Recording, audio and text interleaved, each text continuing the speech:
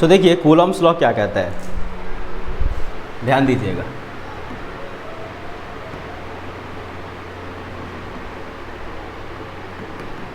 Statement क्या क्या है, द फोर्स ऑफ अट्रैक्शन और repulsion between the two charges is directly proportional to product of their masses. मान लीजिए यहाँ पे क्या है, एक Q1 चार्ज है और यहाँ पे क्या है Q2 चार्ज है, they are separated by the distance, R distance पे सेपरेटेड है। सो ये दोनों ही मान लीजिए क्या है, पॉजिटिव चार्जेस है, दोनों ही कैसा है, पॉजिटिव चार्जेस। तो यहाँ पे कैसा होगा, रिपल्सिव फोर्स होगा।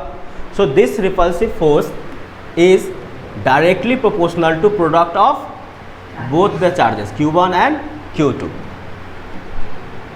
and this force is inversely proportional to square of distance between them। इसको क्या बोलते हैं हम लोग, इन्वर्स स्क्वायर लॉ।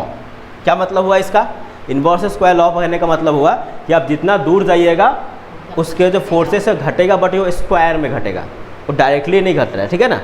1/r रहता तो क्या होता है, स्ट्रेट लाइन जाता है, ये क्या होगा, स्ट्रेट लाइन इसका नहीं होगा, ठीक है। कंबाइनिंग 1 and 2 कंबाइन करते हैं हम लोग इसको,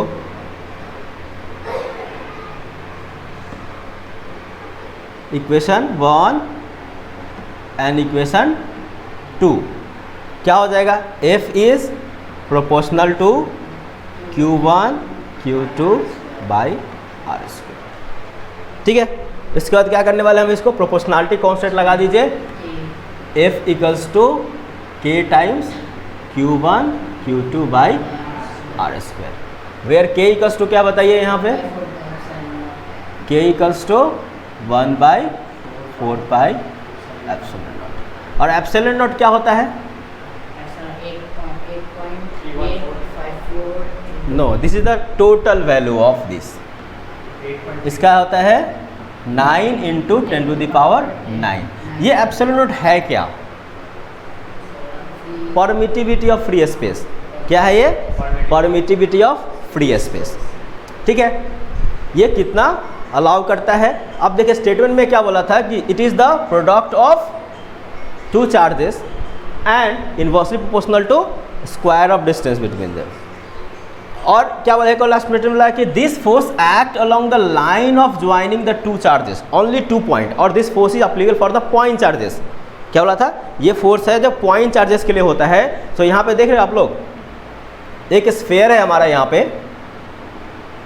टोटल एरिया कितना हो जाता है, यहाँ पे 4πr स्क्वायर। क्या होता है, 4πr स्क्वायर। उस टोटल एरिया में से वो सिर्फ किसी एक पॉइंट पे, किसी एक चार्ज पे वो क्या करता है, एक्ट करता है।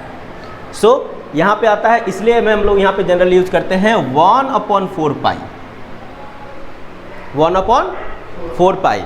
और एप्सिलॉन नॉट क्या है, परमिटिविटी, परमिट करता है। इसका मतलब क्या होता है कि कोई भी फोर्स जो एक्ट होता है दो ऑब्जेक्ट के बीच में, दो चार्जेस के बीच में, तो उसको क्या करता है, उस फोर्स को क्या करता है, ट्रेवल करना पड़ता है किसी मीडियम से। तो इसी बोलता है परमिटिविटी ऑफ द मीडियम। वो मीडियम के ऊपर डिपेंड करता है कि वो मीडियम कितना फोर्स को अलाउ कर रहा है, कितना फोर्स को एब्जॉर्ब कर ले रहा है। जैसे अब आप एक चीज़ देखिए, आप लाइट जलाते हो सिंपली, तो अगर मीडियम ओपन रहे, एयर मीडियम रहेगा तो क्या होता है, लाइट का पूरा इंटेंसिटी जाता है। लेकिन उसमें अगर पेपर डाल दो तो क्या होता है, लाइट का इंटेंसिटी कम हो जाता है। इसका मतलब क्या, पेपर और लाइट को क्या करता है, एब्जॉर्ब करता है। उसी तरह से यहाँ फोर्स में भी होता है कि एक चार्ज दूसरे चार्ज से फोर्स लगा रहा है, एक चार्ज अपना 100% फोर्स दे रहा है, दूसरी चार्ज अपनी 100% फोर्स दे रही है, लेकिन दोनों के बीच में जो फोर्स का अट्रैक्शन और रिपल्सन हो रहा है 100% नहीं होता है।